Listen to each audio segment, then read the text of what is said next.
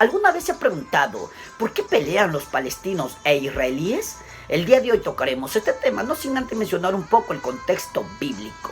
Es bien sabido de que Yahvé le dice a Abraham: sal de tu parentela, del lugar donde te has desarrollado, hacia el lugar donde yo te dijere, y te prometo que a ti y a tu descendencia le daré un lugar donde habitar, un lugar fértil, un territorio donde fluye la leche y la miel. Y no solo eso, sino que también le traza los límites que iba a tener dicho territorio, como lo vemos en Génesis capítulo 15, versículo 18, que dice: en aquel día hizo Yahvé un pacto con Abraham diciendo: a tu descendencia daré esta tierra, desde el río de Egipto hasta el río grande, el río Éufrates, la tierra de los eneos, los ceneseos, los cadmoneos, los heteos, los fereceos, los refaitas, los amorreos, los cananeos, los gergeseos y los jebuseos. Es decir, Yahvé le promete a Abraham de que su descendencia iba a habitar en un vasto territorio y a su vez le trazó límites que iba a tener ese territorio. Pero es bien sabido también de que esta promesa aún no se ha cumplido, aunque durante el reinado del rey David y el de específicamente Salomón, Israel ocupó vastos territorios, pero no dentro de los límites que aquí Yahvé le estaba prometiendo a Abraham. Ahora bien, se sabe que el pueblo de Israel lamentablemente se volvía rebelde ante las normativas del Dios eterno, no cumplía, desobedecía, se sumergía en el pecado, etc. Esto generó de que Yahvé permita de que haya enemigos que dominen, controlen, humillen al pueblo de Israel.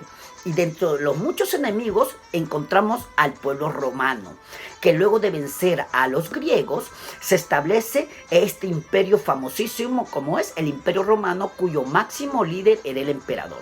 Ahora bien, en el año 135 después de Cristo, el emperador Adriano, luego de aplastar la revuelta judía liderada por Bar Kokhba, es que decide a toda esta región que era habitado por el pueblo judío y que estaba conformado por 3 regiones, como lo es Judea, Samaria y Galilea, decide llamarle Palestina, o también se le conoce como Sirio-Palestina.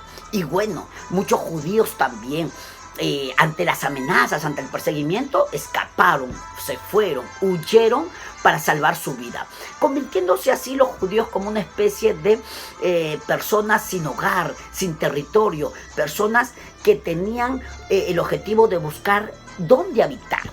Ahora bien, esta realidad trajo durante décadas muchas disputas que han causado decenas de miles de muertos y millones de refugiados, y ha convertido a Oriente Medio en un polvorín que está siempre a punto de estallar.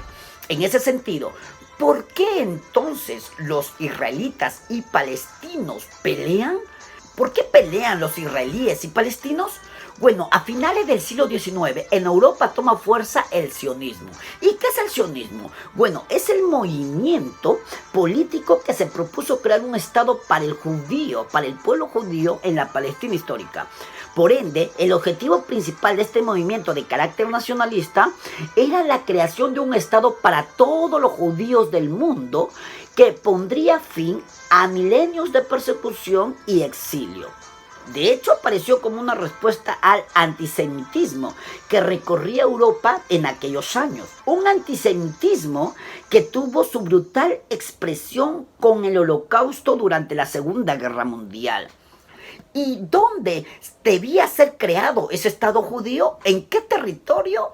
Bueno, hubieron sobre la mesa diferentes opciones. Por ejemplo, la primera, Uganda; Argentina, la segunda, o incluso una región de Siberia llamado Birobidzhan, que está en la frontera entre Rusia y China. Pero la tradición judía dice que la tierra de Israel está en el área geográfica conocida como Palestina o Tierra Santa, en la franja de tierra de unos 400 kilómetros de largo entre el mar Mediterráneo y el valle del río Jordán. Pero este territorio es considerado sagrado para los musulmanes. En ese sentido, cuando se empezó a plantear la creación de este Estado judío, esta zona pertenecía al Imperio Otomano. Y si bien allí había una comunidad judía, la población era mayoritariamente árabe. Pero ocurrió algo que cambió todo. La Primera Guerra Mundial, que tuvo sus inicios el 28 de julio de 1914 hasta el 11 de noviembre de 1918. Al terminar esta gran guerra, una de las consecuencias fue de que el Imperio Otomano desapareciese. Ahora bien, los territorios controlados por este imperio quedaban en el aire, y es allí que las potencias europeas toman el control de dichos territorios, pero el Reino Unido toma el control de Palestina, logra administrar Palestina. Esto es importante, ¿por qué? Porque en ese tiempo el Reino Británico dio un paso clave con la Declaración Balfour, una carta en la que por primera vez un gobierno británico apoyaba la creación de un hogar nacional para el pueblo judío en la región palestina.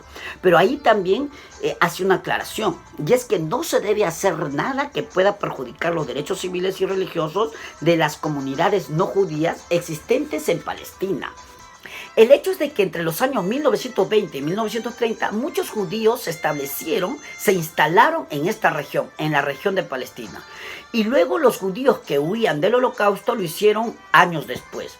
Y poco después de que culmine la Segunda Guerra Mundial, que empezó el 1 de septiembre de 1939 y culminó el 2 de septiembre de 1945, los judíos instalados en Palestina eran aproximadamente 600.000, que en números era la mitad de los árabes que vivían en ese entonces.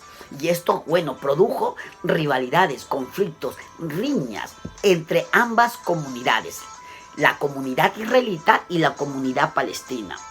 Ahora, para resolver la situación y buscar una posible convivencia, es que en el año 1947 la ONU propuso un plan llamado el Plan de Partición de la ONU.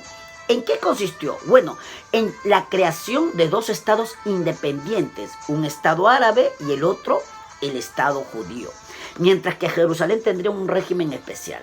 Bueno, los israelíes aceptaron dicha división, pero los árabes no. ¿Por qué? Porque lo consideraban una pérdida de su territorio y el plan de la ONU entonces nunca se implementó.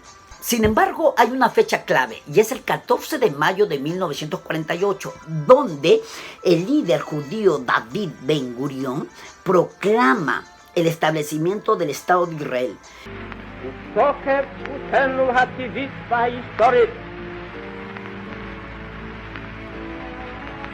ועל יסוד החלטת עצרת האומות המאוחדות אנו מכריזים בזאת על הקמת מדינה יהודית בארץ ישראל, היא מדינת ישראל.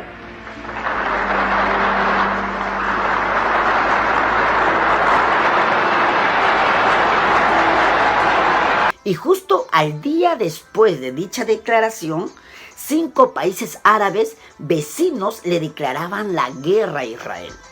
En ese sentido, invaden el nuevo Estado judío con un objetivo claro.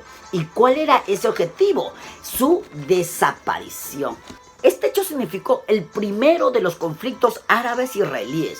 Tras un año de batalla, Israel no solo gana la guerra, sino que amplía su territorio y además conquista la parte occidental de Jerusalén, mientras Jordania ocupa Cisjordania y Jerusalén Oriental, y Egipto se queda con Gaza.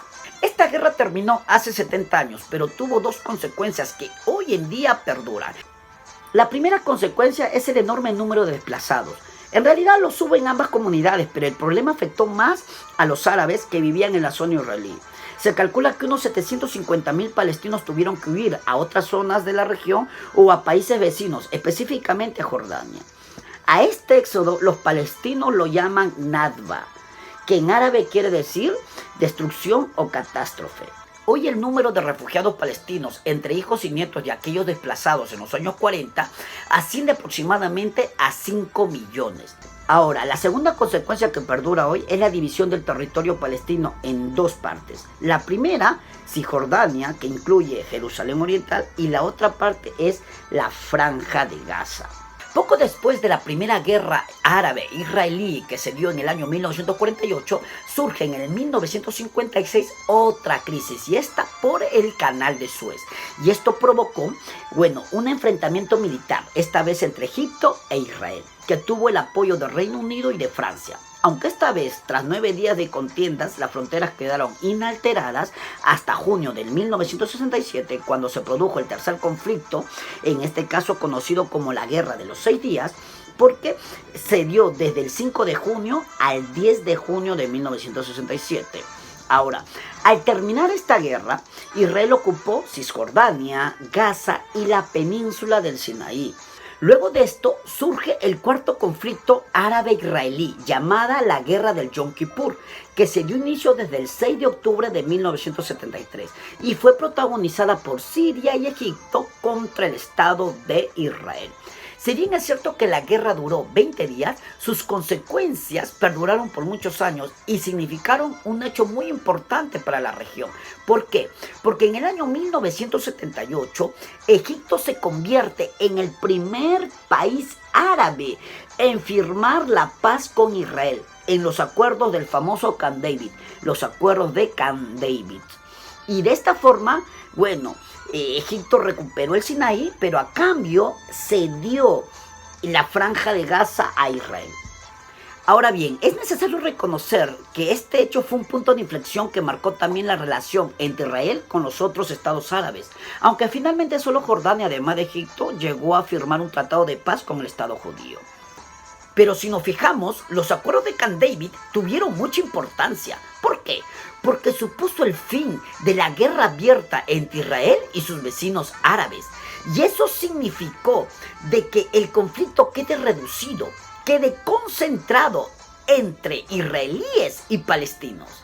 Ahora bien, en la actualidad, Cisjordania y Gaza siguen en parte bajo el control del ejército militar israelí y en parte bajo la administración de la Autoridad Nacional Palestina. Entonces, esto nos lleva a entender un poco acerca del por qué este conflicto entre israelíes y palestinos. Y también nos abre puertas a las respuestas acerca de este ataque sorpresivo decretado por Hamas a Israel en estos días. Hamas, que es un grupo político, militar palestino y que en muchos países es considerado como un grupo terrorista. Entonces, haremos un video próximamente para dar algunas claves que nos lleven a entender las razones del por qué Hamas atacó de manera sorpresiva a Israel en estos días.